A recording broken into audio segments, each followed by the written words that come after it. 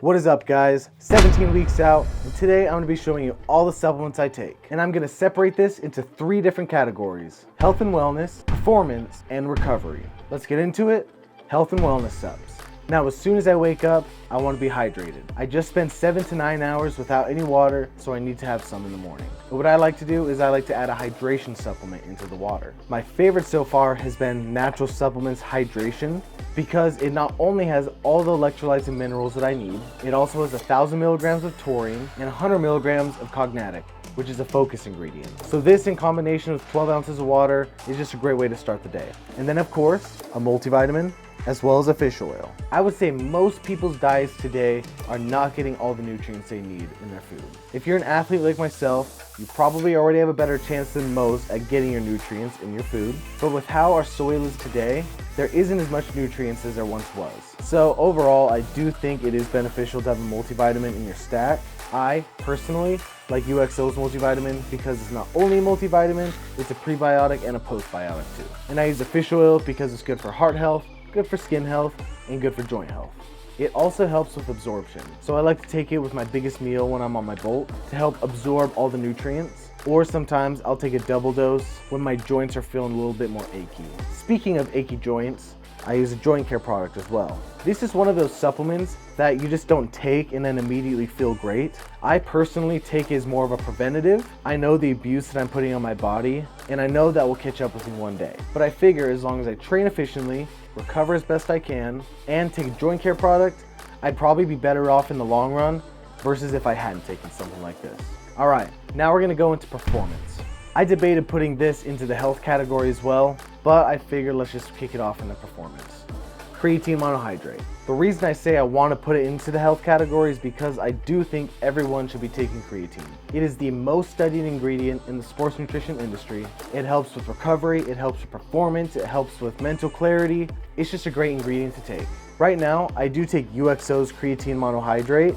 This is just pure creatine monohydrate, but I'm also gonna add Arms Race Vigor into my stack. This is a creatine product, but there's more to it than just creatine. They have the 5 grams of creatine monohydrate that I want, but they also have 25 milligrams of betaine anhydrous, 400 milligrams of peak ATP. Peak ATP has been studied to show less muscle fatigue, more muscular strength, better blood flow, and a bunch more benefits. 50 milligrams of synactive. This helps get rid of dead senescent cells that we have in our bodies to make room for new and healthy ones. Great for recovery. And then 50 milligrams of estrogen to help absorb all that. Now, I would take just a pure creatine monohydrate for ease because I could throw it in my protein shake, I could throw it in my aminos, I could throw it in my hydration drink, and it doesn't taste like anything.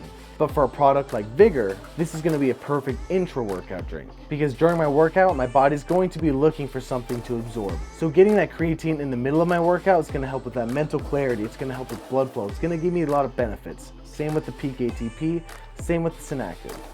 Next, we're gonna be talking about fat burners.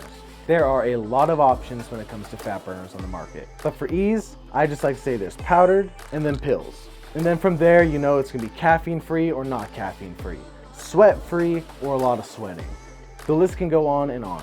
But what I look for in a fat burner is sweating for sure. And that sweating effect is gonna come from, of course, the hard work, but also calorie burn, like an incendiary, as well as ghost burn. They both have that ingredient. I do like pills more, so when I do start adding fat burners into my prep, I'll be going for a product like Incendiary first, but there also will be days where I do want to sip on something, and Ghost has amazing flavors, so I would be going for this too. All right, next, protein. I'm sure you guys are getting sick of me talking about this protein, but it is truly one of the best on the market. This protein's only been out for a week and a half, 2 weeks max, and I'm already almost through my 2nd bottle of strawberry shortcake and a bottle of this vanilla bean. Macros are awesome for prep, but if you want something a little bit different, I do like Arms Race protein. It says whey concentrate, milk protein isolate, digestive enzymes, and it tastes freaking awesome. And I wouldn't take this really, but there are some out there who would have a vegan protein. I would suggest having a Ghost one because they taste the best, but if you've ever had vegan, it's not even comparable to whey protein in my eyes. And lastly, for the performance category, pre-workout. When it comes to pre-workout, there's 3 different categories in my eyes as well. You got your nootropic / pump products. These are gonna have no stim in them. You got your daily driver / medium stim pre-workout. This is gonna be a product that you can take 4 to 5 times a week for your workouts. and not be too worried about how much stims you're having. And then you got your big boys, or the high stimulant pre-workouts. This is a pre-workout to where if you're really deep into prep, or you just worked a 12-hour day and you still gotta go to the gym, you take this and it's gonna get you through your workout. It's gonna do the job. And sure, you might be a little cracked out a couple hours after your workout, but hey, it's worth the pump, right? And the last category I wanna talk about is recovery. This was in the health category, but it also fits into the recovery as well, which is hydration. I like to use these cage sticks for when I'm out traveling. I can just throw a couple sticks in my bag and head out. Or I like to sip on Ghost Hydration RTDs when I'm at home, really want something sweet, want something super tasty, and when they're ice cold, they're amazing. The better hydrated you are, the better your muscles are gonna recover. Next, amino acids. Aminos are gonna be really important for me as I get into the nitty-gritty of prep. I'm not eating as much food, but I still need my muscles to recover as best as possible, so I gotta give it the basic building blocks to do so. And last, sleep. Now, I don't take a sleep product every night. I try to sleep naturally without taking melatonin or other sleep ingredients, but sometimes I do need it, and when I do, I reach for something like this. This is ashwagandha. This is gonna help lower my cortisol levels. L-theanine, which helps calm the body and calm the mind. GABA, which does the same, and 3 milligrams of melatonin. I personally like to stay within that 1 to 5 milligram range of melatonin, but sometimes when my sleep schedule is all messed up from a lot of travel or from just some crazy weeks as being a business owner, I will take 10 to 20 milligrams to reset my circadian rhythm.